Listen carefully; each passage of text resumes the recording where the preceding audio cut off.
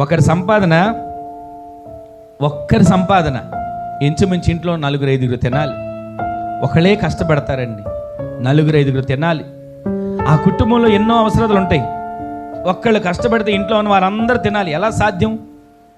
ఒక్కడు రెక్కలు ముక్కలయ్యేట్లుగా కష్టపడుతుంటే ఆ కష్టపడిన దాంట్లో ఇంట్లో ఉన్న 4-5 కలిసి భోజనం చేయాలి. ఆ 4-5 పోషించబడాలి, వారి అవసరాలు తీర్చబడాలి. మన భారతదేశంలో ఉన్న పెద్ద సమస్య ఏంటో చెప్పనా? ఒక్కళ్ళు కష్టపడతారు, 4 ఉంటారు, 4 కూర్చొని తింటారు. అది విదేశాల్లో చూడండి, 16 సంవత్సరాలు వచ్చేసరికి పిల్లల్ని వారు చదువుతూనే ఏదో ఒక పని చేసుకుంటూ వారిని వారు పోషించుకోవాలి. 16 సంవత్సరాలు వచ్చేసరికి పిల్లలు ఒక పక్క చదువుకుంటానంటారు, చదువు మానేరు.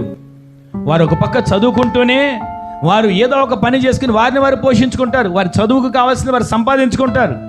కానీ మన భారతదేశంలో, ఇంకా మన తెలుగు రాష్ట్రాలు ఉన్న బాధాకరమైన మాటలు ఏంటంటే, చాలామంది కుటుంబాలు చూడండి, చదువుతారు, ఆ చదువుకు తగ్గ ఉద్యోగాలు రాలేదని చెప్పి ఖాళీగా ఉంటారు.